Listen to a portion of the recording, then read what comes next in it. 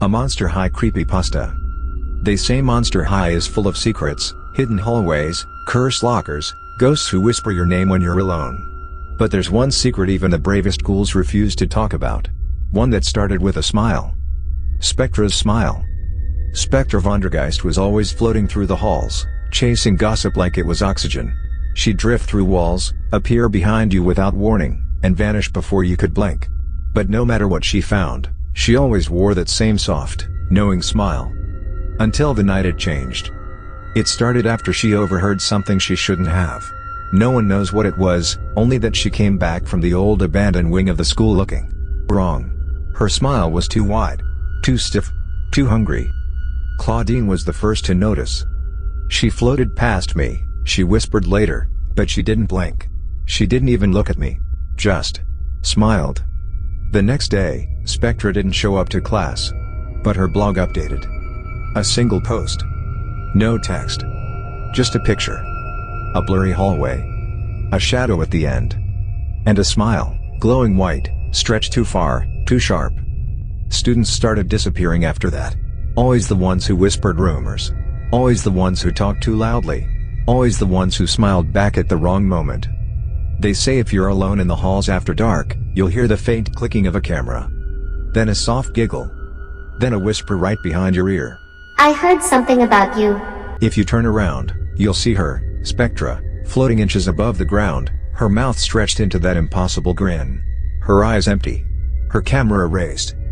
And if she takes your picture? You don't show up in mirrors anymore.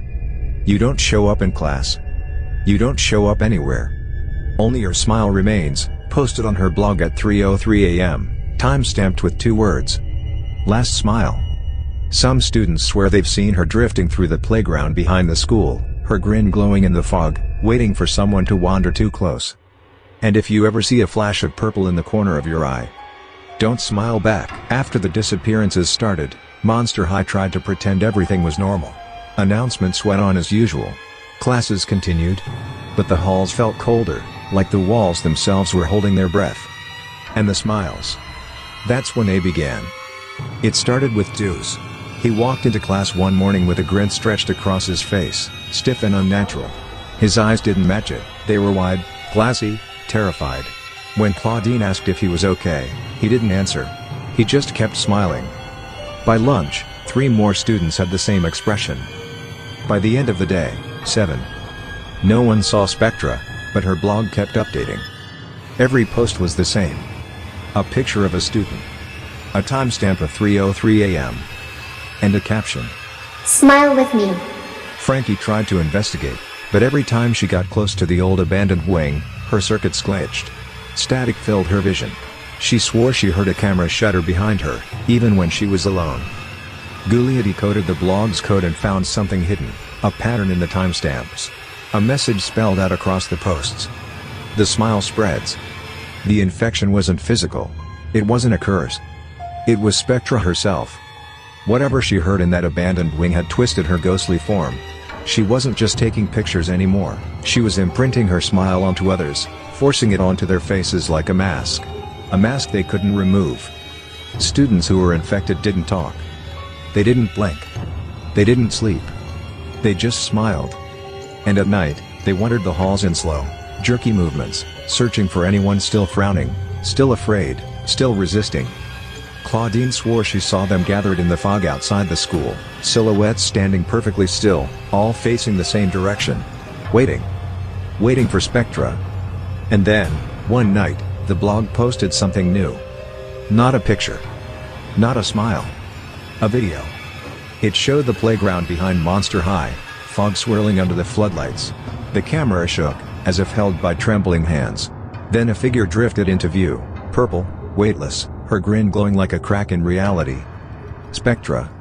She leaned close to the camera, her face stretching, distorting, her smile widening until it nearly split her head in half. Then she whispered, It's your turn. The video ended. But the comments kept appearing on their own. And the next morning, another student didn't show up. Rebecca is scared. Rebecca's steam wasn't the type to get rattled. Her gears didn't jam. Her hands didn't shake. Her heart didn't race, mostly because it was made of copper and clockwork. But lately, something had been wrong with her internal sensors. Every time she walked past a reflective surface, her vision flickered. Every time she heard a camera click, her gears tightened. And every time she saw a smile, a wide, frozen, unnatural smile, her steam pressure spiked. She tried to ignore it. Tried to focus on repairing the malfunctioning lockers, tightening loose bolts in the hallways, anything to keep her mind busy. But the infection was spreading. She saw it in the students drifting through the halls at night, their smiles glowing faintly in the dark. She saw it in the fog outside the school, where silhouettes stood perfectly still, facing the same direction. She saw it in the blog posts that kept appearing at 3:03 a.m. And worst of all, she saw it in her own reflection. One night, while adjusting her arm joint in the workshop, she glanced at the polished metal panel beside her. Her reflection stared back, but the mouth was wrong. Her reflection was smiling. Rebecca froze. Her real face was neutral, focused, expressionless.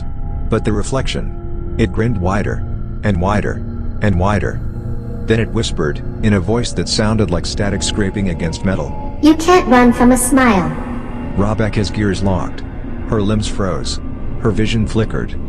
And then the camera flashed. Before the disappearances started, Monster High's Drama Club filmed a short horror project for extra credit. It was supposed to be cheesy, low budget, and fun, a fake ghost documentary starring Spectra herself. But the final scene never made it to the school's archives. It was deleted. Purged. Scrubbed from every device. Or so everyone thought. One night, Julia found a corrupted file buried deep in the school's old server, a file with no name, no date, no metadata. Just a single icon, a smiling face. She clicked it. The video began with shaky footage of the abandoned wing. Dust floated in the air like ash. The camera panned slowly, as if the person holding it was terrified to move too fast. Then the audio crackled. A voice whispered, Don't smile, don't smile, don't. Static swallowed the rest. The camera turned a corner, and Spectra drifted into view. But she wasn't acting. Her eyes were hollow, glowing faintly. Her smile was stretched too wide, too sharp, like someone had carved it into her face. She floated closer to the camera. Closer. Closer. The footage glitched, frames skipping, colors warping, the hallway bending like it was melting.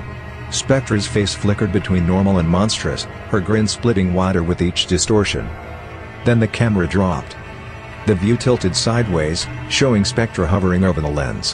Her mouth opened unnaturally wide, and a sound poured out, not a scream, not a laugh, but something in between. A sound that made Julia's speakers rattle.